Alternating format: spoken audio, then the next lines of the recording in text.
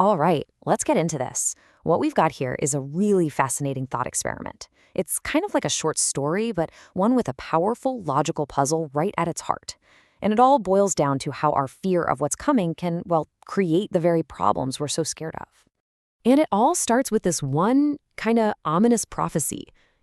A warning that sounds pretty straightforward at first, but as you're about to see, it's actually this incredibly clever trap for our minds. Seriously, this one sentence drives the whole story. Okay, so to really get the puzzle, we gotta understand the story first. Let's set the scene for what's basically a modern fable, but it starts off just like a classic fairy tale. So, our story kicks off with this guy, and he's poor, but he's happy. He doesn't have much, in terms of money or stuff, but he's got something way more valuable, right? He's got happiness. His life is simple, and he's totally at peace. And then, boom, seemingly out of nowhere, his life just completely changes. A mysterious stranger shows up and hands him a fortune. I mean, this is the kind of thing most of us only dream about, right? And, well, at first, things go exactly how you'd think they would. The money gets rid of his financial worries and, just makes him even happier. His pretty good life just became a great one.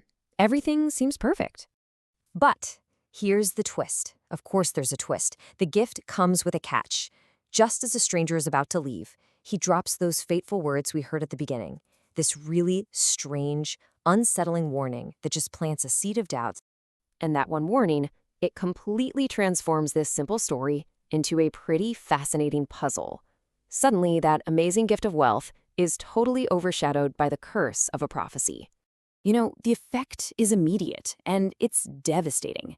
The joy he got from his new money, it just starts to evaporate, and it's replaced by this constant nagging anxiety. He's spending all his time just looking over his shoulder, waiting for that other shoe to drop. So, what's the inevitable result? Well, the very thing he was warned about comes true.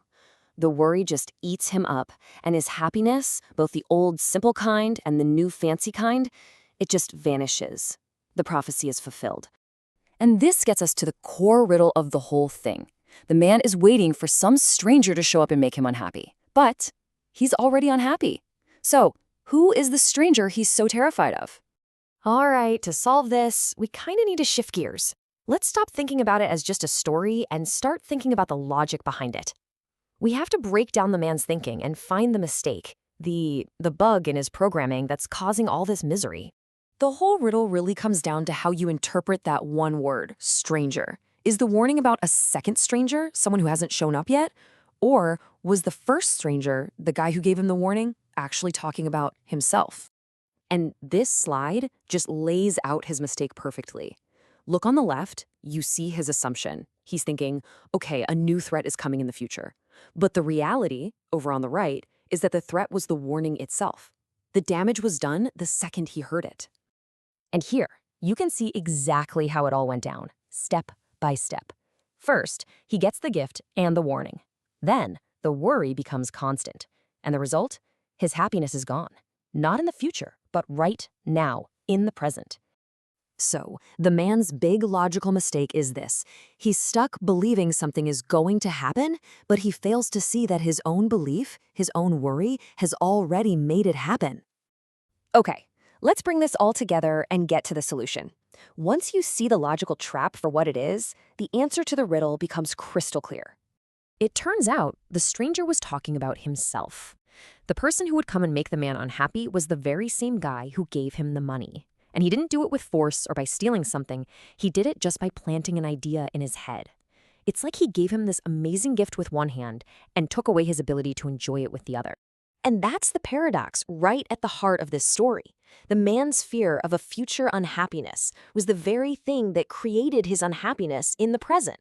The future he was so scared of didn't even need to show up. His anxiety literally brought it to life, right here and now. And look, this is so much more than just a clever little riddle, right? It's a really powerful metaphor for something we all go through. I mean, think about it. How often does our anxiety about something that might happen, failing a test, having a tough conversation, losing a job, how often does it steal our peace and happiness today?